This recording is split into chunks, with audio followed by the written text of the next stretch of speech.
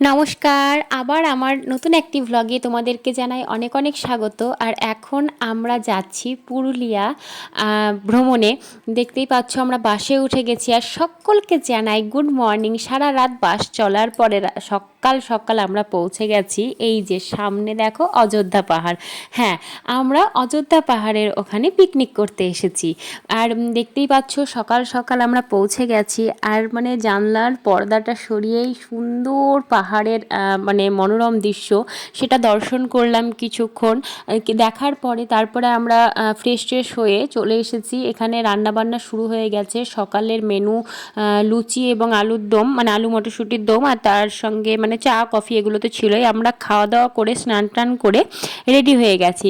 আর এই যে দেখো রেডি হয়ে আমরা এখন চলে এসেছি কাউন্টারের সামনে।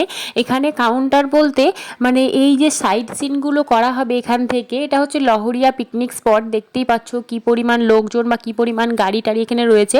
আর এই দিকে যে গাড়িগুলো দেখতে পাচ্ছ, যে ছোট ছোট মানে বোলেরো, স্করপিও, এই ধরনের যে গাড়িগুলো রয়েছে সেগুলোর মাধ্যমে কিন্তু সাইট সিন করানো হবে। এবং সাইট সিনের জন্য এখানে 10 জনের গ্রুপ বা 8 জনের গ্রুপ, 4 জনের গ্রুপ, 16 জনের গ্রুপ, এরকম করে গ্রুপ রয়েছে। সেই অনুযায়ী কিন্তু গ্রুপ করে নিতে হবে। এবং সেই অনুযায়ী মানে আমরা ছিলাম 10 জন ছিলাম, যার জন্য 10 জনের যে গাড়িটা সেটা করেছিলাম, ঠিক আছে। আর 10 জনের গাড়িতে আমাদের পড়েছিল 1600 টাকা, যে মানে গাড়িটাই করে গিয়েছিলাম। এবং সেই গাড়িতে করে পুরো অযোধ্যা পাহাড়ের পুরো মনোরম দৃশ্য কিন্তু আমরা দেখতে বেরিয়ে পড়ব। আর এই যে আমরা টিকিট কেটে তারপরে কিন্তু আমরা ঘুরতে বেরিয়ে পড়েছি। তোমাদেরকেও দেখাবো খুবই সুন্দরভাবে মানে এই যে পাহাড়ি রাস্তা, পাহাড় কেটে কেটে যে রাস্তা, ঠিক আছে। এই যে আমরা পিকনিক স্পট থেকে বেরিয়ে গেছি, সামনের এই যে অযোধ্যা পাহাড়, সেই পাহাড়ের যে মানে পুরো যে রাস্তা রয়েছে সেই রাস্তায় রাস্তায় পুরো পুরুলিয়ার যে সুন্দর আর কি বলবো, মানে সৌন্দর্য এক কথায়, সেটাই তোমাদের সঙ্গে শেয়ার করব। আমাদের তো খুবই ভালো লেগেছে, আমার এত সুন্দর লেগেছে। এই যে আর তার সঙ্গে আপার ড্যাম, লোয়ার ড্যাম, সমস্ত কিছুই তোমাদেরকে দেখাবো। একটা ভিডিওতে সমস্ত কিছু দেখানোটা হয়তো সম্ভব হয়ে উঠবে না, কিন্তু ভিডিওগুলো পরপর একটু দেখতে থেকো, আশা করছি তোমাদের খুব ভালো লাগবে। আর এই যে দেখো পাহাড়ের ভেতর দিয়ে কতটা পরিমাণ আমরা উঠেছি এখন পাহাড়ের ওপরে।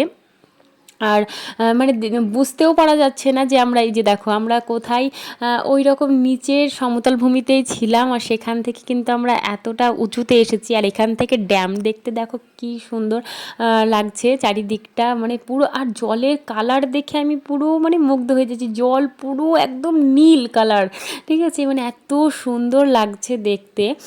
তো যাই হোক, আমরা এখানে কিছুক্ষণ দাঁড়িয়ে ছবি টবি তুলে এবং তার সঙ্গে চারিদিকটা একটু দেখে মানে সৌন্দর্য উপভোগ করে, দেখে বলা ভুল হবে, শুধু এখানে দেখা তো হচ্ছে না, তার সঙ্গে কিন্তু উপভোগ করা হচ্ছে।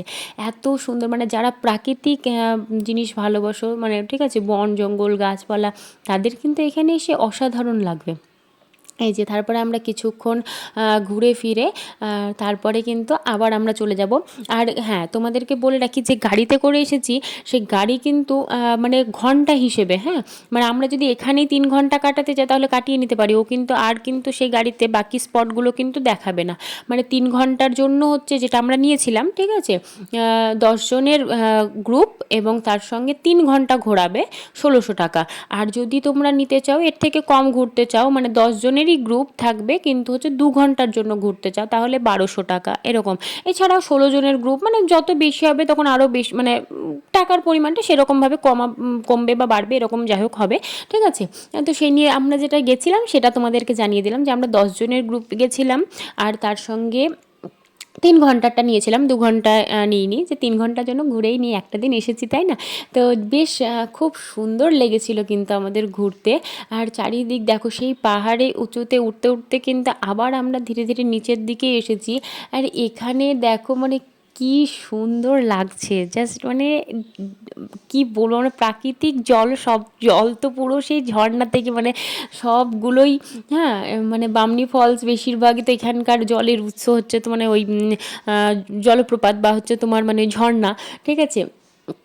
তো সেখান থেকে মানে এত সুন্দর কি বলবো, মানে প্রাকৃতিক জল এত কালারফুল, হ্যাঁ এত সুন্দর লাগছে। তোমাদেরও দেখো জলের কালার দেখো, তোমরা কেমন, এত সুন্দর লাগছিল না জলের কালারটা।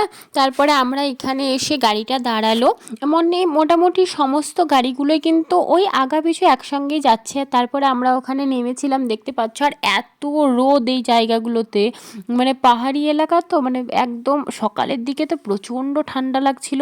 আর তারপরে এখন এত পরিমাণ রোদ পড়েছে, মানে বৈশাখ মাসের যে আমরা রোদ উপভোগ করি, মানে খরা একদম রোদ, সেইটাকেও বলবে দূরে থাক। আর রোদ হলেও কিন্তু ওই যে প্রকৃতির সৌন্দর্য দেখার জন্য কিন্তু বেশ ভালো লাগছিল। এক সাইডে তো জল দেখালাম তোমাদেরকে, অপোজিট সাইডটায় কী আছে দেখো, ওই যে ডান দিক আর বাম দিকটাতে কিন্তু এরকম সুন্দর পাহাড়। তারপরে ওখান থেকে আবার গাড়িতে উঠে পড়লাম। এবার আমরা দেখতে যাব ধীরে ধীরে, বামনি ফলস আছে, তারপর আরও সুন্দর সুন্দর জায়গা রয়েছে, কী কী দেখায়, মার্বেল লেক দেখাবে, মার্বেল লেকটা দেখতে যাব। সেরকম সমস্ত জায়গায়। আর দেখতেই পাচ্ছ এই জঙ্গলের ভেতর ভেতর দিয়ে রাস্তা, মানে এত সুন্দর লাগছে। মানে বেশিরভাগটাই এখন হয়ে যাচ্ছে সেই জঙ্গল জঙ্গল ট্যুর করতে যাওয়া। এর আগেও জলপাইগুড়ি গেলাম, তখনও তাই শুধুই জঙ্গল আর পাহাড় দেখছিলাম মাঝে মাঝে। আর এখন তো শুধুই পাহাড় আর তার সঙ্গে জঙ্গল। কিন্তু বেশ ভালো লাগছে, তাই না? সব সময় তো সমুদ্র ভালো লাগে না, কিছু কিছু সময় পাহাড় জঙ্গল এগুলোও তো মানে অসাধারণ লাগে। আর সত্যি কথা বলছি, বেড়াতে কিন্তু খুব সুন্দর লেগেছে। পরের ভিডিওতে চোখ রেখো, একে একে সব ভিডিও কিন্তু দেখতে পাবে।